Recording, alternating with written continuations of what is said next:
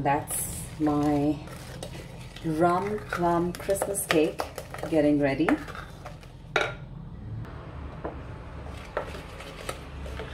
I like how you have to really get the smooth batter with the sugar, that's the brown sugar, and the butter. And these are my lovely rum soaked raisins. These have been soaking for a week now. And these are cranberries, also soaked in rum. And this is a mixture of walnut and almond. And this is chopped up rind of an orange. This has been dehydrating for around 3 days now. And then of course I got this really good nutmeg, Travancore nutmeg powder. It smells divine. So I know this is going to render a really good flavor to my cake. Of course, the kind of sugar that I'm using is 100% natural. It's natural brown sugar. There's also added minerals and vitamins in it, so really good quality sugar. And organic eggs, farm bred organic eggs from Nandu's. Here I've got my flour along with the spice mixture. So I've got cinnamon, clove, cardamom, nutmeg, and a whole lot of spices that are mixed up in this, along with baking powder and baking soda. Now this flour is not 100% wheat, it is whole wheat and millet, jowar mix. So I'm hoping to make a healthy multi-grain cake this Christmas. And in goes the egg. Got 4 eggs that need to go in here.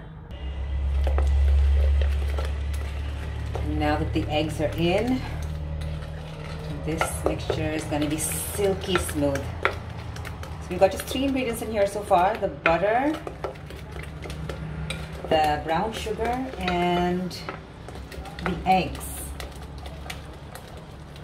So the goal is to get a nice silky smooth batter where it doesn't look all, separated like this. That's an effort. A good thing I go to the gym. So let's see how this turns out. And that is the smoothness we're looking for. This sort of creamy consistency, right? Thick enough to not fall off the spatula.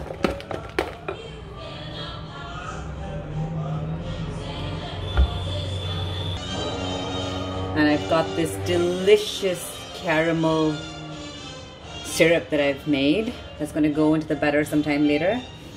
But this is what will add the aroma as well as the color. Yum. Now here are all the candied, not candied, but rum soaked plums and dry fruits that are going into one bowl, so that I add a little bit of flour into it. Now the reason that you add flour and dust this is so that when you add it to the batter, they won't just sink to the bottom. So the goal is to just coat it completely with flour so that when it goes into the batter, it stays evenly across the batter. So remember that trick whenever you're making any cake with anything heavy. If it's wet, if it's slippery, it's going to sink to the bottom of your cake. And if you don't want that to happen, if you want it evenly distributed, which we all do, then you need to just dust it with a little bit of flour. So for my entire cake, if I had, let's say 250 grams of flour that I needed to bake with, I'd leave 25 grams just for the dusting and use 225 for the rest of the batter. And now I've added all of the flour and half a glass of orange juice, fresh orange juice, into the batter. This is what it looks like.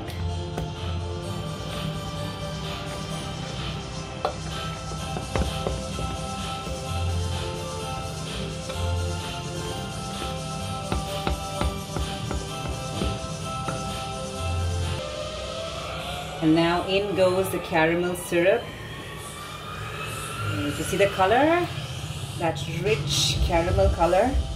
I don't want to lose any of it, so I'm going to use my silicone spatula to get every last bit out.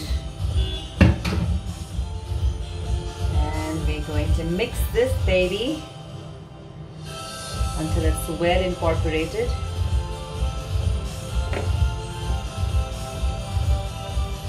Jingle bells, jingle all the way. And now that that's all mixed, in go in the nuts. And the good stuff. The best stuff. The stuff that makes this a Christmas cake. And this batter is now ready to go into the baking tray. I'm gonna just ensure that again, everything is incorporated. You know, back in the days, I remember every time my grandma made a cake, we would be waiting in the sidelines, fighting about who would get to lick the batter bowl. And I think today, thanks to these silica spatulas, I don't think the kids today have ever licked the bowls because it just takes care of everything. You can swipe it clean. From my point of view, I think that's a good deal.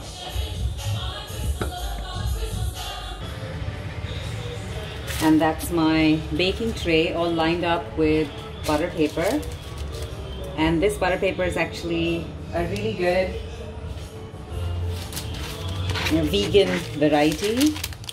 It's a genuinely vegetable parchment, so you can use it for anything.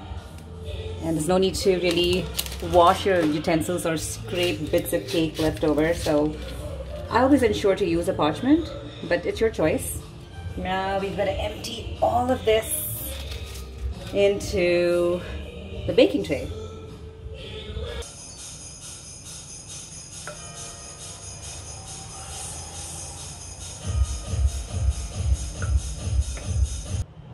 So the best way to spread out your batter is to not move it around, but to beat it.